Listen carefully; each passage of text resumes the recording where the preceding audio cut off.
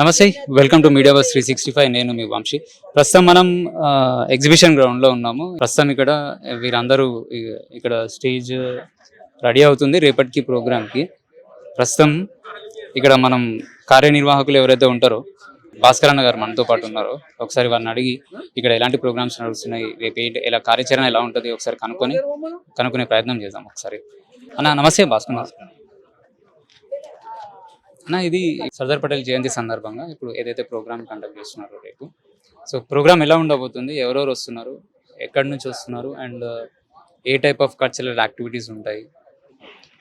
సర్దార్ పటేల్ అనగానే మనకు గుర్తుకొచ్చేది 500 విభిన్న సంస్కృతులను విభిన్న రాష్ట్రంలో భారతదేశంలో విలీనం చేసిన మహా వ్యక్తి. వివిధ సంస్థానాలలో భారతదేశం విలీన వ్యక్తి. భిన్నత్వంలో ఏకత్వం, భారతదేశాన్ని ఐక్యపరిచిన వ్యక్తి. అందుకే నరేంద్ర మోడీ గారు స్టాచ్యూ ఆఫ్ యూనిటీ పేరు మీద సర్దార్ పటేల్ది భారీ ఎత్తున ప్రపంచంలోకి వెళ్ళి ఎత్తైన విగ్రహం పెట్టారు. అదే ఐక్యతను హైదరాబాద్లో చాటి చెప్దామని జమ్మూ కాశ్మీర్ నుండి కన్యాకుమారి దాకా అన్ని రాష్ట్రాల కళా సంస్కృతులు, ఆహార పదార్థాలు అన్నీ కూడా ఇక్కడ ఉంటాయి. భారతదేశం అంతా కూడా రేపు ఈ గ్రౌండ్లో మనం చూడబోతున్నాం. అన్ని రకాల కళా సంస్కృతులను, భిన్నత్వంలో ఏకత్వం అనేది మన ఐక్యతను, భారతదేశం ఐక్యంగా ఉండాలనే సంస్కృతిని ఇక్కడ చాటబోతున్నాం మనం. ఎవరెవరు ముఖ్యంగా ఈ కార్యక్రమంలో పాల్గొనడానికి ఎవరెవరు వస్తున్నారు ముఖ్య అతిథులు? అతిథులు కేంద్ర మంత్రులు గజేంద్ర సింగ్ షెకావత్ గారు, కిషన్ రెడ్డి గారు, రామచంద్రరావు గారు, డాక్టర్ కె లక్ష్మణ్ గారు, అతిథులు అనేక మంది అతిథులు వస్తున్నారు. విశిష్టత ఈ కార్యక్రమం అంటే ఇది సాంస్కృతికంగా మన నేషనలిస్ట్ కల్చరల్ నేషనలిజం అనేది ఇందులో ఉంటుంది మెయిన్గా.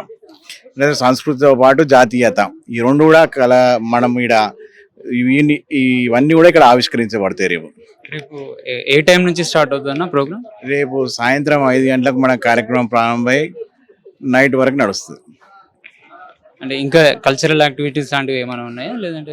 కల్చరల్ యాక్టివిటీస్తో పాటు విభిన్న రాష్ట్రాల మార్చ్ ఫాస్ట్ ఉంటుంది. ఎట్లయితే రిపబ్లిక్ డే పరేడ్ రోజు పరేడ్ చేస్తే అన్ని రాష్ట్రాల శకటాలు పరేడ్ చేస్తే అన్ని రాష్ట్రాల కళా సంస్కృతులు రేపు పరేడ్ కూడా ఈ సాంస్కృతిక కార్యక్రమం భాగంగా ఉంటుంది. దీనికి ఏమైనా ఎంట్రీ ఫీ లాంటిది ఏమైనా పెట్టారు? అందరికీ, భారతదేశాలు అందరికీ ఫ్రీ. భారతదేశాన్ని ప్రేమించేటోళ్ళు, భాగ్యనగరాన్ని ప్రేమించేటోళ్ళు అందరూ కూడా ఆహ్వానిస్తున్నాం. సకుటుంబ సమేతంగా ఇందులో పాల్గొనాలని వాళ్ళందరూ కూడా పిలుపునిస్తున్నాం.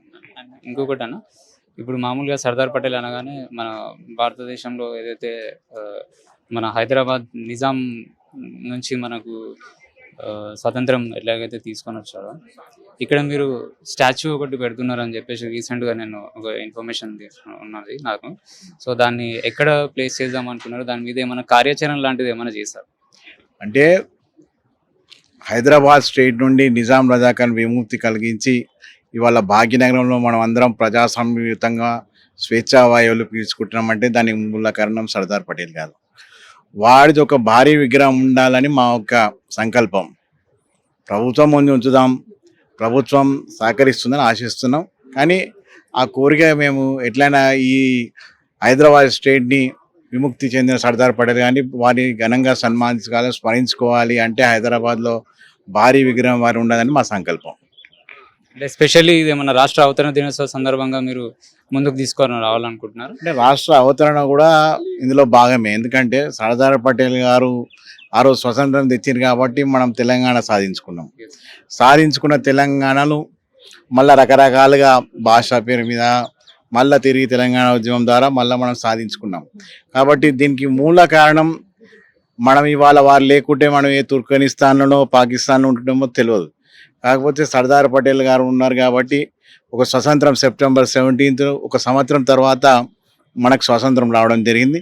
కాబట్టి వారిని స్మరించుకుంటూ వారి చరిత్ర భావితరాలకు తెలియాలి, వారిని అంశాల్లో పాఠ్యపుస్తకాల్లో ఉండాలి, వారి విగ్రహం ఉండాలి, వారి ఈ దేశానికి ఈ రాష్ట్రానికి చేసిన సేవలు అందరూ కూడా గుర్తించే విధంగా భారీ ఎత్తున ఈ కార్యక్రమం ఉండబోతుంది. థ్యాంక్ యూ అన్న, thank you so much Bhaskar. ప్రస్తుతం మనతో పాటు అగైన్ చవాన్ గారు మనతో పాటు ఉన్నారు. వారిని అడిగి ఈ కార్యక్రమం గురించి కొన్ని విషయాలు తెలుసుకుందాము. నమస్తే చవాన్ గారు. నమస్తే. జై శ్రీరామ్. జై శ్రీరామ్. అంటే ఎలా ఉన్నారు?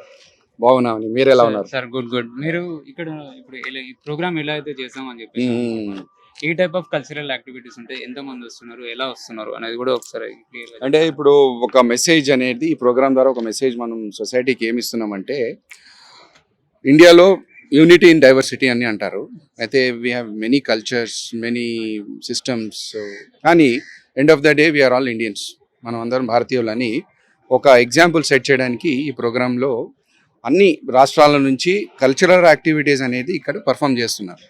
ఈ పర్ఫామ్ చేసి మేము ఏం అనుకుంటున్నామంటే మనం అందరం ఒకటే, అందరం ఒకటే అని ఆ రోజు సర్దార్ వల్లభాయ్ పటేల్ గారు అన్ని రాజ్యాలకు ఒక ప్లాట్ఫామ్ మీద తీసుకురావడానికి కారణమైన ఆయన ఐరన్ మ్యాన్ ఆఫ్ ఇండియా అని బిరుదు కూడా మనం ఇచ్చాము.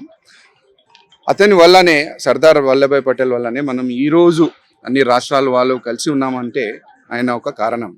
సో ఆయన జన్మదినం 150 జన్మదినం నివాళులు ఇవ్వడానికి ఒక సెలబ్రేషన్ మనం చేయాలని అందరం కలిసి ప్రోగ్రామ్ చేస్తున్నాం. డెఫినెట్గా ఇది ఒక మంచి ప్రోగ్రామ్. జనరల్గా ఇలాంటి ప్రోగ్రామ్కి మనం పెద్ద ఎత్తున ఎలివేట్ చేస్తే చాలా బాగుంటుంది.